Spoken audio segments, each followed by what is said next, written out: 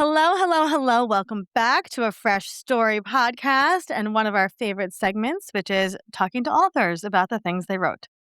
Today we have Chloe here. Chloe, can you introduce yourself? Sure. My name is Chloe Yelena Miller, and I'm a poet and writer and teacher located in Washington, D.C. Okay, so what did you write, Chloe? So my new book is Perforated, and it's Mhm. my second full-length collection of poetry, and it's a lot about public and private grief. Ooh, what so many good topics there. The one question I always love to start with when I talk to any author is have you always considered yourself a writer since the time you were a child?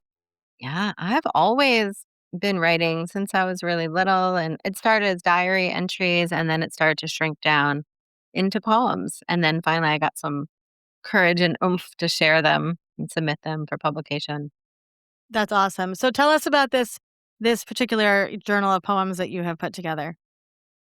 Yeah, so it is divided into sections and it has kind of a backbone of what I call the New York City poems, which maybe I'm cheating a little, but they started as a lyric essay and they were published in Grace and Gravity, a collection, an anthology of writing by DC area women identifying Oh. writers. And so I split those poems into, or the paragraphs into prose poems, and then they're woven throughout the books. There's a little bit of a narrative structure behind the other poems that think about various folks that I've lost to Oh, I love loss. interesting. So, I wanna get into that, but I love that idea of breaking down prose. I love prose, I'm more of a prose writer myself, and so, my sister is more of like a traditional poet type, and so it's interesting. I always love the mix of the 2, so I'm really Right. curious to see how that plays out in the book. So, what was the impetus for writing the majority of these poems? The first level is I don't know how not to write. True. Anything that I'm sort of trying to untangle and understand sorts itself out in a poem. And I find that as I'm writing, it usually kind of shrinks down, and there's more and less as I find the heart of what I'm trying to write about. And so the New York poems are a story of my returning to New York City on the anniversary of 9/11. I grew up in New Mm, Jersey and okay. would visit the World Trade. And so there's the looking back on this national, but also local and personal, Mhm. private Yep. event, and thinking a little bit about I didn't personally lose someone, but it still was a personal loss. And there's an inherent question throughout the book of who owns what kinds of losses and how we Mm. can look at them. Yes, and I relate to that so much because 'cause I'm from Long Island, and so we didn't I didn't personally lose somebody, right, but it changed our whole world, and so there is still such a grief and yes, right, such an ownership of, like, well, we're from the area, right, so, like, we went through it, opposed to maybe somebody who was not from the area, but I think Mhm. that the question of who owns the grief and loss is such a profound conversation to have because I see that where I see that play out a lot is, on the internet when you have, like, online friends who might pass away. Mm, I've had this happen a couple times, and it's like, well, what section of the internet, right, owns the grief of this person? So mm. it's really interesting. If you wouldn't mind, can you share with us some of the people that you are talking about in this book?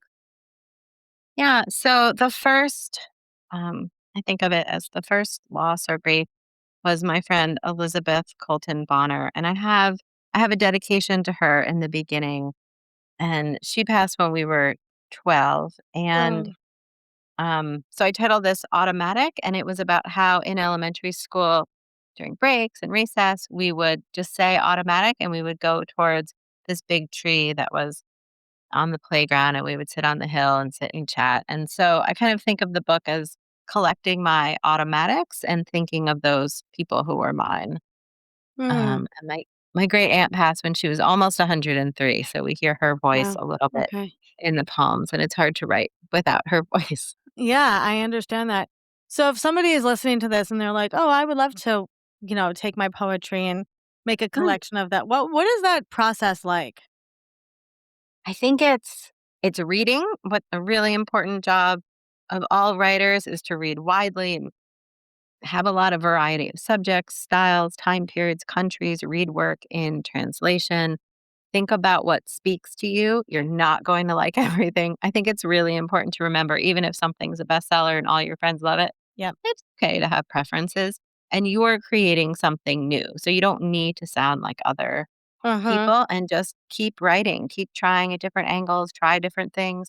You can't break anything. Mm. It's not oil painting. You can't ruin a poem. You can keep writing different drafts, save the drafts, go back to them. Mm. It's really safe and fun. I love that. That's a great,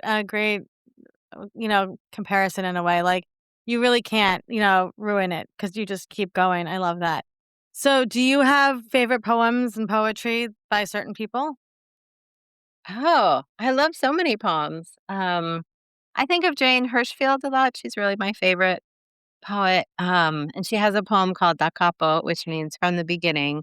And it's offering permission to the reader. At the end, it says, "You may begin Mm. again." And I think a lot about that line and that permission that can be offered, that we should be offering ourselves, but we don't always remember or have the ability to do that. Well, what a wonderful way to end a Fresh Starts episode by talking about beginning again. Where can people buy the book, Chloe?